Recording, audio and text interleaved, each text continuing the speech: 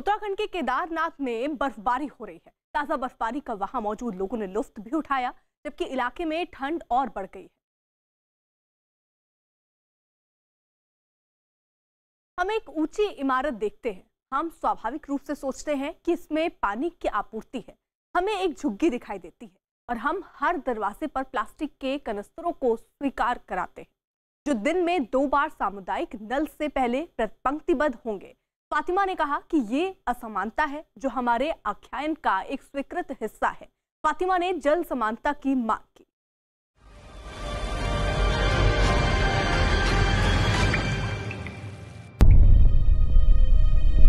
मेरा नाम फातिमा है, मैं पश्चिम बंगाल की रहने वाली हूँ। 2000 सन में मैं दिल्ली आई थी। यहाँ पे बड़ी समस्याएं थी। उस टाइम 4 टैंकर आते थे, पानी का बड़ी मारामार होता था और ना तो कोई शौचालय था ना कुछ था। लोगों को इतना गंदा पानी लोगों को पीना पड़ता था। The residents of the slum understand how precious water really is, and that's why they do everything they can to conserve every single drop. चल के जाके तभी तो प्रॉब्लम सोल्व होता है।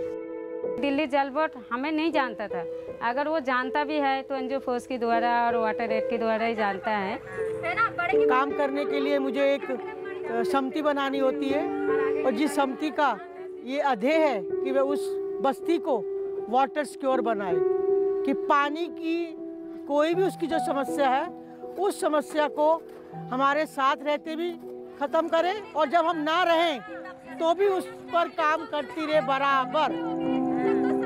हमें पता है जो 4 दीवारी के अंदर में रहेंगे तो 4 दीवारी का बात ही पता लग जाएगा, फिर आगे का बात पता हमें नहीं लग सकता है। तो हम जब निकले फिर इनका पास भागे, फिर उन्होंने हमें रास्ता बताया, बेटा ऐसे नहीं ऐसे काम करना चाहिए।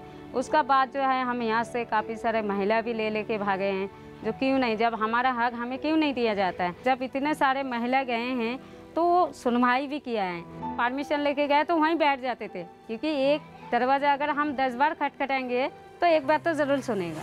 तो जब पाइपलाइन हुआ वाटर एड के थ्रू तो मतलब लोगों का घर तक मिला है। पानी की बचत करेंगे तभी तो जीवन बचेगा, और जीवन बचेगा तभी तो जल बनेगा। नहीं उठाना चाहता है और चिदम्बरम जी उसी समय सिंक्रोनाइज करके, ठीक उसी समय जिस प्रकार इस प्रकार के बयान एनसी और पीडीपी द्वारा दिए जा रहे थे, कांग्रेस पार्टी ने ठीक उसी समय चिदम्बरम जी के माध्यम से ट्वीट किया था कि अनुच्छेद 370 हटाना यह बहुत ही अनुचित है और हम अनुच्छेद 370 की वापसी चाहते हैं, हम वापस लाएंगे। Just connect the dots my friend.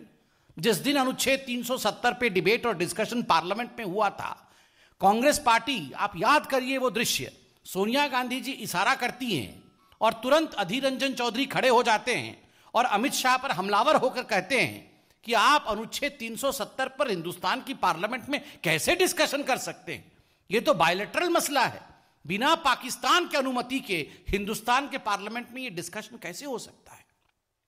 ये सारी चीजें, if you connect the dots you find that right from the day 1 till today everything stands connected, ये सब जुड़े हुए हैं।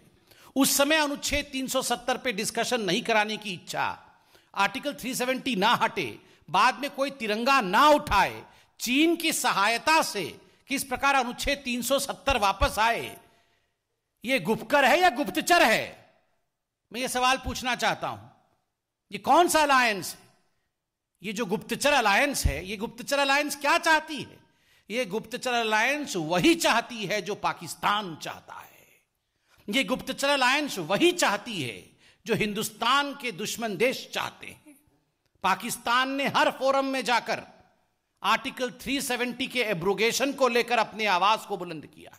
पाकिस्तान हर जगह कह रही है कि अनुच्छेद 370 हटना अच्छी बात नहीं है और अनुच्छेद 370 वापस आना चाहिए। वो संयुक्त राष्ट्र तक चली गई है और ये जो गुप्तचर अलायंस है, ये गुप्तचर अलायंस भी वही कह रही है और उसमें राहुल जी और सोनिया जी सम्मिलित हैं।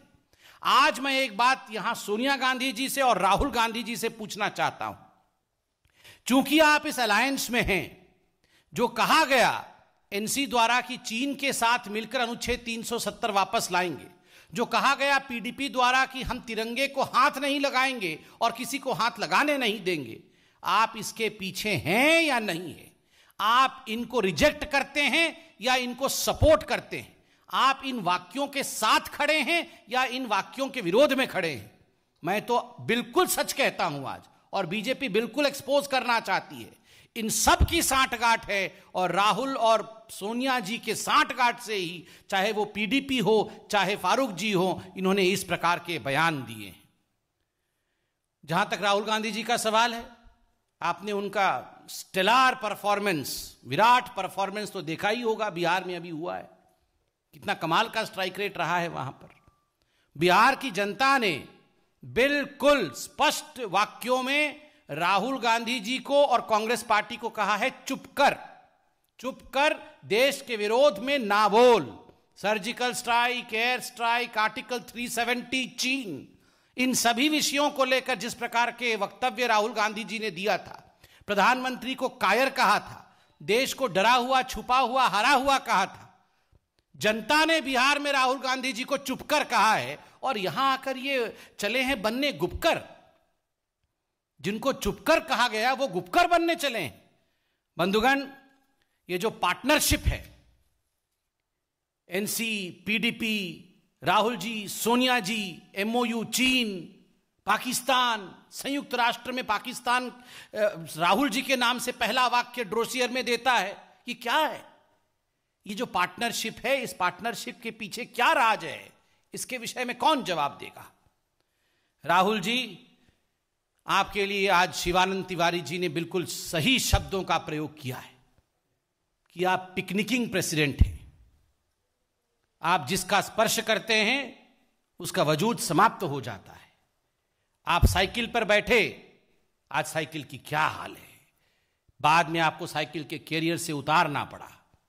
आप लालटेन के पास बैठे, पानी निकालकर, मिट्टी का तेल निकालकर पानी भरा, लालटेन बुझ गया।